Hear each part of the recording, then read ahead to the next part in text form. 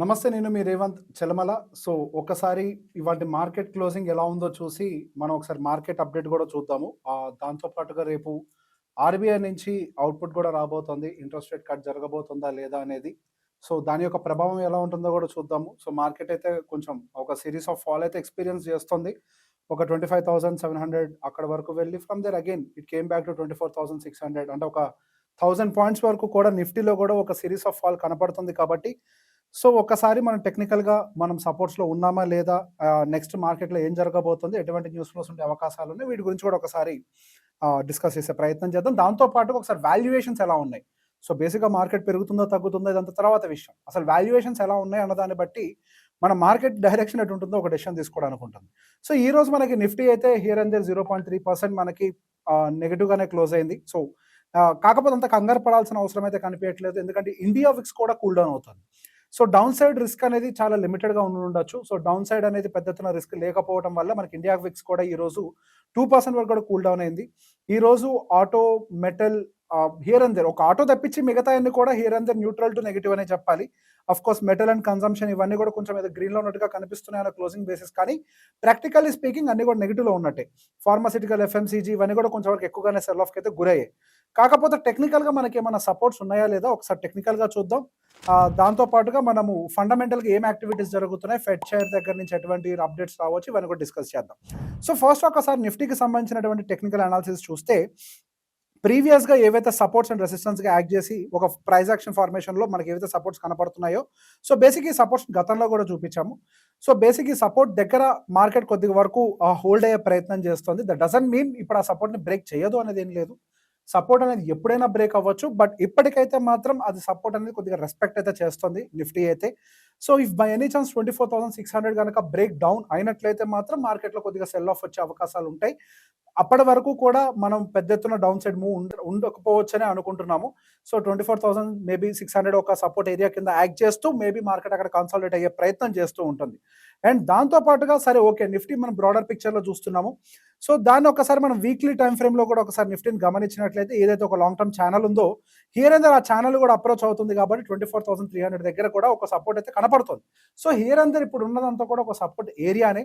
So, ఆ support ఏరియాలో ఉంది కాబట్టి పెద్ద ఎత్తున డౌన్ సైడ్ మూవ్స్ మార్కెట్‌లో వచ్చే అవకాశాలు లేవు అని అయితే పర్సనల్‌గా అనుకుంటున్నాను. అంటే కన్సాలిడేషన్‌కి చాలా హై ఛాన్సెస్ అయితే కనపడుతున్నాయి. కాకపోతే ఈ నిఫ్టీని డిసైడ్ చేసేది మనకి bank Nifty and IT. So, ఈ రెండిటికి సంబంధించి ఎటువంటి సపోర్ట్స్ ఉన్నాయో కూడా గమనిస్తే ఒక ట్రెండ్ లైన్ ఏదైతే ఆల్మోస్ట్ ఎప్పటి నుంచి మనకి 2022 నుంచి ఫార్మ్ అయిందో ఆ ట్రెండ్ లైన్ యొక్క మిడ్ సపోర్ట్‌కి అయితే అప్రోచ్ అయింది. సో, గతంలో కూడా చూసినప్పుడు ఎప్పుడెప్పుడైతే రెసిస్టెన్స్‌ని టెస్ట్ చేసిందో మళ్ళీ అది మిడిల్ ఆఫ్ ద ఛానల్‌కి వచ్చి అక్కడి నుంచి పైకి రీట్రేస్ అయ్యే ప్రయత్నం జరుగుతోంది. So, maybe here and there మనకి బ్యాంక్ నిఫ్టీలో కూడా అంటే బ్యాంకింగ్ సెగ్మెంట్‌లో కూడా ఆ ఇండెక్స్‌లో కూడా కొంతేమైనా సపోర్ట్స్ వచ్చి మార్కెట్‌ని సపోర్ట్ చేసే అవకాశాలు ఉండుండొచ్చు.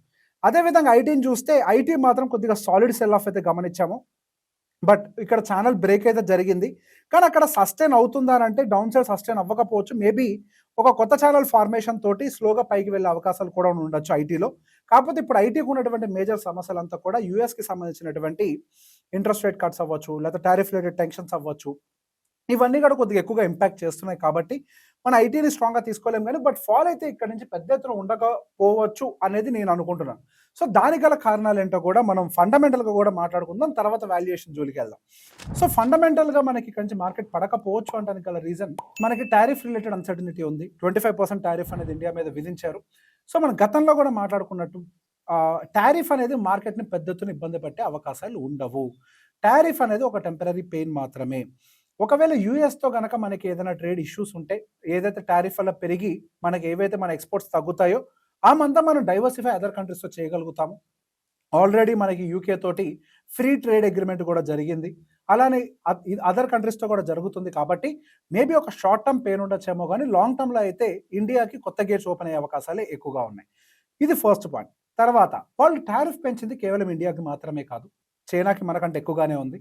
సో, ఏవైనా ప్రొడక్ట్స్ తయారు చేయాలి అనంటే స్టిల్ చైనాతో కంపేర్ చేస్తే ఇండియన్ మార్కెటే ఇంకా ఫేవరబుల్ మార్కెట్‌గా కనపడుతోంది.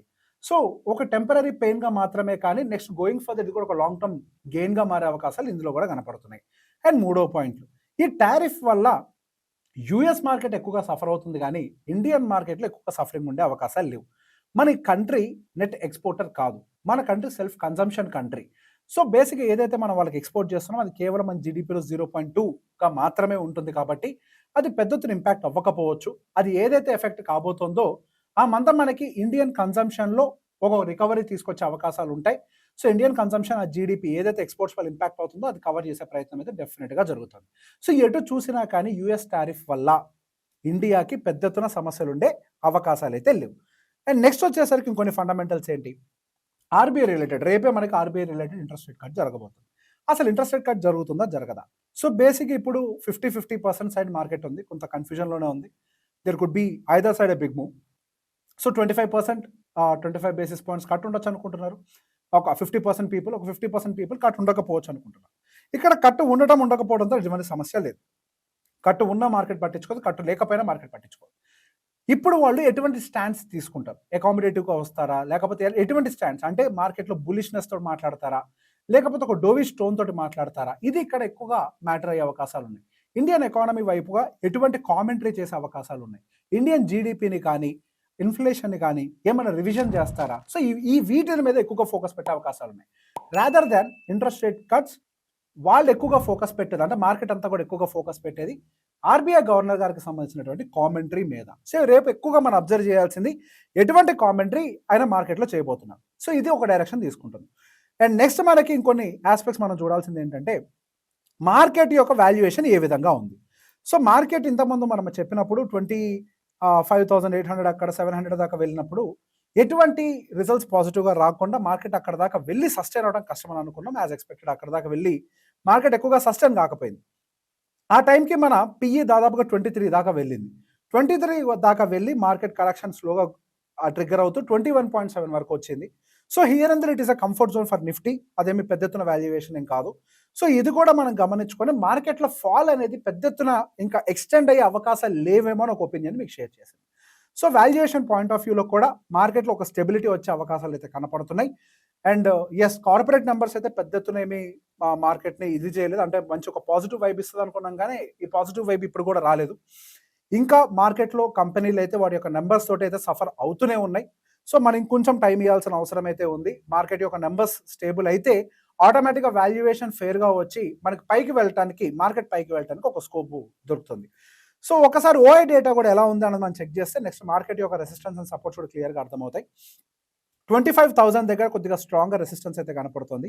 అండ్ ఇది కేవలం 7th ఎక్స్పైర్ అవుతుంది కాబట్టి మనం దాన్ని పెద్దగా పట్టించుకోకుండా 7th తీసేసి మిగతా అన్ని కలిపి క్లబ్ చేసి చూస్తే హియర్ అండ్ దేర్ అగైన్ మనకి 25,000 దగ్గర అయితే కొద్దిగా రెసిస్టెన్స్ అయితే కనపడుతుంది.